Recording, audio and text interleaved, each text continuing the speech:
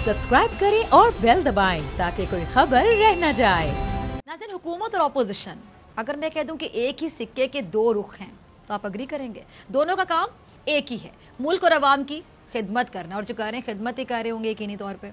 हम आए रोज़ अपोजिशन की जानिब से सुन रहे हैं कि जी मुल्क दिवालिया हो गया, मुल्क तबाही की जानिब जा रहा है, बल्कि तबाह हो गया, मुल्क को IMF के पास गिरवी रखवा दिया गया, मुल्क में 1 रुपए का काम नहीं हुआ। मसाइल बढ़ रहे हैं, वसाइल कम हो रहे हैं, कारकर्दगी 0.0 है, कोई पुरसाने हाल नहीं है। पत्थर उठाओ तो मसला निकलता है, हू का आलम है, क़यामत सुगरा बरपा होने के करीब है, लोग मर रहे हैं, भूख और गुर्बत बढ़ती जा रही है। इसमें कोई शक नहीं कि महंगाई बहुत है, कर्जा भी है और उतारना भी है। किसने? मैंने और आपने, हमने। हुकूमत के कई फैसलों पर इख्तलाफात भी हैं, हुकूमत के कई वादे वफा होने का हमें इंतज़ार भी है। कल और आज भी पार्लियामेंट में एक खदशा जाहिर किया गया, हुकूमत पर तनकीद की गई कि उसने इस 1.5 साल में अवाम और मुल्क के लिए कोई काम किया ही नहीं है। तनकीद करना, मैं हमेशा कहती हूँ कि हक है, और जमहूरी मुल्क में तनकीद होनी भी चाहिए। इख्तलाफ राय ही जमहूरियत का हुस्न कह दें, खूबसूरती कह दें, कहलवाते हैं। लेकिन तनकीद करते करते अगर आप हकायक नज़रअंदाज करना शुरू कर दें तो क्या ये मुनासिब बात है? बिल्कुल भी नहीं है, ये बहुत नामुनासिब बात है जो आप लोग कर जाते हैं। आज प्रोग्राम का आगाज़ करूंगी मैं कुछ ऐसी खबरों के साथ। मुल्क का तिजारती खसारा 20 अरब डॉलर था, जो कम होकर सिर्फ 2 अरब डॉलर रह गया। अब जरा गौर से सुनिएगा नाजरीन। PIA जिसका खारा 38 अरब डॉलर था, 38 अरब डॉलर था, जो कम होकर 17 अरब रह गया है। पाकिस्तान अब FATF की ग्रे लिस्ट से निकलने के करीब भी पहुंच चुका। चीनी कंपनी है जी टेमेस्को, जिसने पाकिस्तान के ट्रांसपोर्टेशन सेक्टर की तंजीमें नो और इसे डिजिटलाइज करने का इरादा जाहिर किया, जिसके लिए वो कंपनी 600 मिलियन की सरमायाकारी करेगी। सही सुना आपने, 600 मिलियन, 600 मिलियन। हुकूमत की जानिब से वीज़ा पॉलिसी में नरमी और ऑनलाइन सिस्टम की बदौलत गुज़श्ता 6 माह के दौरान पाकिस्तानी जो वीज़े के लिए है वो जी 89,788 89,788 दरख्वास्तें मौसूल हुई हैं, जिनमें सिर्फ सेहत के लिए, अगर मैं सिर्फ सियाहत की बात करूं तो 24,700 दरख्वास्त गुजार थे। बाकी दरख्वास्तें कारोबार और फैमिली विजिट के लिए थीं। ज़र मुबादला के ज़खायर की अगर मैं बात करूं तो 35 करोड़ 90 लाख डॉलर के इजाफे के साथ 18 अरब 64 करोड़ डॉलर हो चुके हैं। बैरून मुल्क पाकिस्तानियों ने इमरान खान के दौरे हुकूमत के 1 साल में साबिका हुकूमत के मुकाबले 300 अरब रुपए ज़्यादा भेजे हैं। मौजूदा हुकूमत की कोशिशों की वजह से कह लें कि जो मशहूर एक ट्रैवल वेबसाइट है जी, टूरिज़म के हवाले से पाकिस्तान को उन्होंने पहले नंबर पर करार दिया है। फोर्ब्स ने पाकिस्तान को छुट्टियां गुजारने के लिए दुनिया की 10 बेहतरीन जगहों में से, टॉप 10 बेहतरीन जगहों में से एक करार दिया। बड़ी अचीवमेंट है मेरे ख्याल से। और वर्ल्ड बैंक ने ईज़ ऑफ डूइंग बिजनेस की फहरिस्त में पहले 10 ममालिक में, टॉप 10 ममालिक में, कंट्रीज़ में शामिल कर लिया है। मुल्क की बरामदात की अगर बात करूँ तो इसमें 5% इजाफा हुआ। मुल्क का जो करंट अकाउंट 80% कम हुआ, और गैर मुल्की सरमायाकारी में 111% इजाफा हुआ है। स्टॉक मार्केट में बैठे सरमायाकारों को एतमाद भी मिला, कॉन्फिडेंस मिला, और बड़ी बात होती है किसी का कॉन्फिडेंस बहाल हो। और 4 माह के दौरान 13,000 पॉइंट्स का इजाफा देखने में आया। बैनुल-अक़वामी एजेंसी मूडीज ने पाकिस्तान की जो रेटिंग है उसे मनफी से दोबारा मुस्तहकम करने का ऐलान कर दिया, और IMF ने भी पाकिस्तानी मईशत बेहतर होने की तस्दीक कर दी है। पाकिस्तान में पहली बार मुसाफिरों और बेसहारा लोगों के लिए कई शहरों में लंगर खाने भी खोले गए। बहरहाल तनकीद करने वालों ने इस बात पे भी तनकीद की, हालांकि तनकीद करने वाली बात नहीं थी। शेल्टर होम्स भी बनाए गए। टैक्स कल्चर के फ़रोग के लिए हुकूमत ने ना सिर्फ तनकीद बल्कि एहतजाज भी बर्दाश्त किए, लेकिन हुकूमत डटी रही, और मौजूदा हुकूमत में टैक्स गोशवारे जमा करवाने वालों की तादाद में 8 लाख अफराद का इजाफा हुआ, और ये तादाद 10 लाख से 27 लाख तक पहुंच गई है। जुलाई 2019 की बात करूं, अगर जुलाई 2019 से लेकर अब तक फॉरेन एक्सचेंज रिजर्व की बात करूं तो इसमें 50% इजाफा हुआ। शॉर्ट टर्म लाइबिलिटीज़ को ख़त्म किया गया, लेकिन इसके बावजूद अपोजिशन हुकूमत की परफॉर्मेंस को, कारकर्दगी को और मुल्क को کس زاویے سے دیکھتی ہے، ذرا وہ زاویہ بھی دیکھ لیجیے۔ اس حکومت نے جو وکٹمائزیشن شروع کی ہے، اس حکومت نے جو انتقامی ایجنڈا شروع کیا ہے، آج اس سے 5 لاکھ کے انویسٹر سے لے کے 5 ارب کا انویسٹر جو ہے، ہر کوئی معیشت سے اپنا سرمایہ نکال چکا ہے۔ پاکستان کی معیشت سے سرمایہ کا ہی فرار نہیں ہو رہا جناب اسپیکر، آج پاکستان کی معیشت سے ٹیلنٹ کا بھی فرار ہو رہا ہے۔ پاکستان کے نوجوان ان حالات سے مجبور ہو کے یورپ، امریکہ، آسٹریلیا امیگریشن لینے پہ مجبور ہو رہے ہیں، اور یہ وہ نقصان ہے۔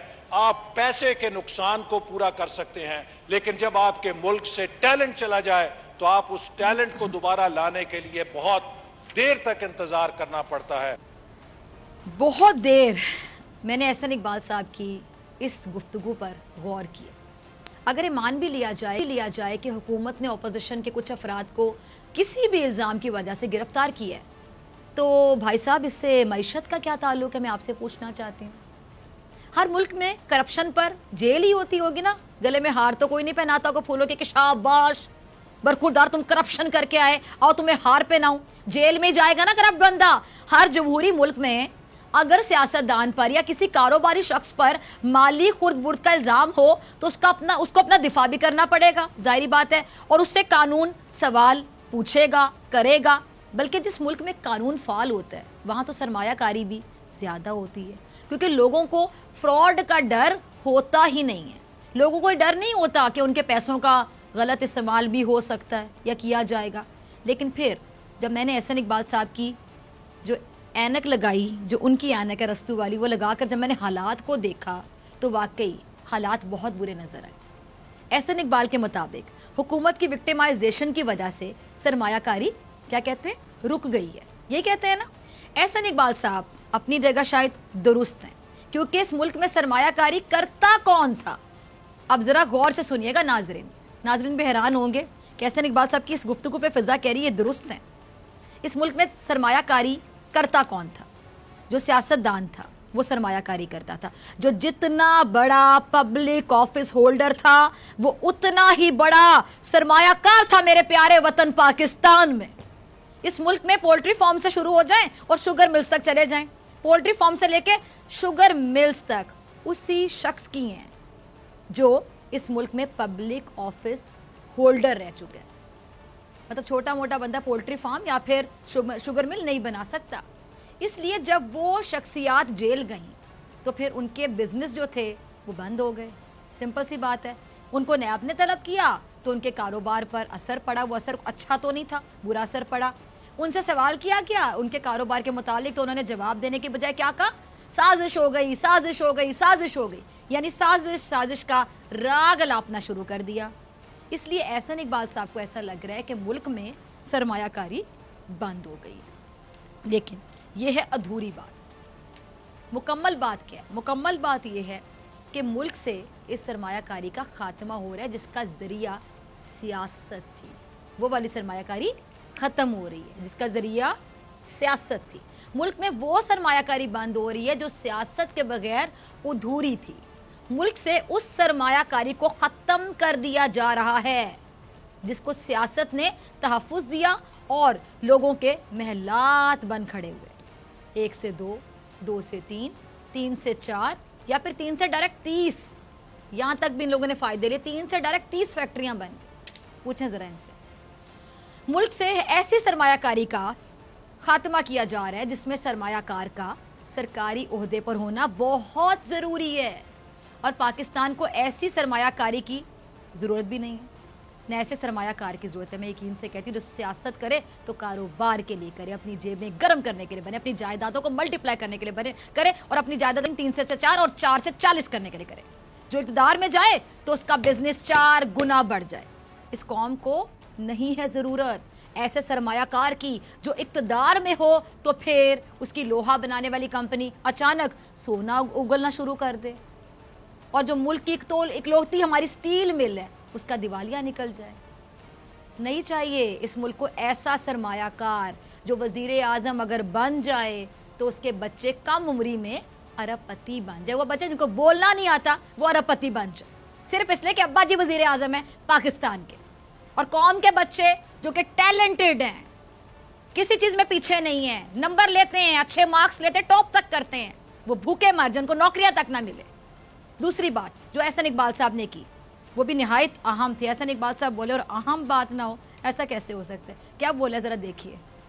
ان سے جب پوچھتے تھے, جب تنقید کرتے تھے, ان کے پاس ایک جواب ہوتا تھا کہ حکومت اور فوج ایک پیج پہ ہیں.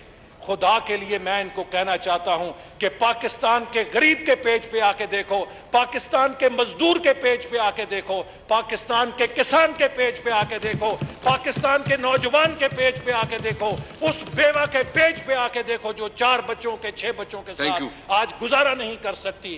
یہ کسی اور پیج پہ تھے, پاکستان کے عوام کے پیج پہ نہیں آ سکے.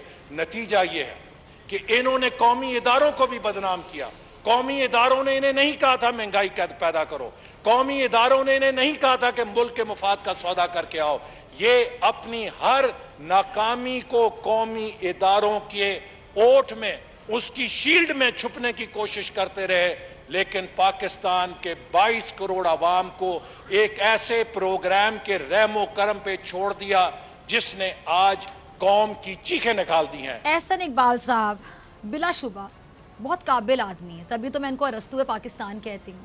اور اس بات کا یقین جانیے کہ بہت یہ قابل ہیں. سب سے زیادہ اگر کسی کو ہے تو پتہ ہے کس کو ہے؟ خود احسن اقبال کو, کہ میں بہت قابل ہوں. چلیں ہم بھی ان کی قابلیت کو تسلیم کر لیتے ہیں, قدر کرتے ہیں ان کی. ایک سادہ سی بات میں آپ کو بتانا چاہوں گی ناظرین, اب ذرا غور سے سنیے گا. جب آپ کسی بینک سے قرضہ لینے جاتے ہیں, آپ میں سے بہت سے لوگ جاتے ہوں گے بینک میں قرضہ لینے. اب سمپل سی ایک سچویشن ہے, سمجھنے کی کوشش کیجئے گا. جب آپ کسی بینک سے قرضہ لینے جاتے ہیں تو وہ بینک سب سے پہلے آپ کے معاشی حالات کو دیکھتا ہے. اگر ایک عام آدمی کی تنخواہ 25,000 ہے اور وہ بینک سے قرضہ مانگے 50 لاکھ روپے کا, تو کیا اسے قرضہ ملے گا؟ انڈرسٹوڈ سی بات ہے کہ نہیں ملے گا. اور اگر ملا, چلے مان لیتے مل گیا, بڑی قسمت ہے مل گیا, تو شرائط کیا ہوں گی؟ بہت سخت ہوں گی. ایک بار وہ بھی سن کے ہل جائے گا.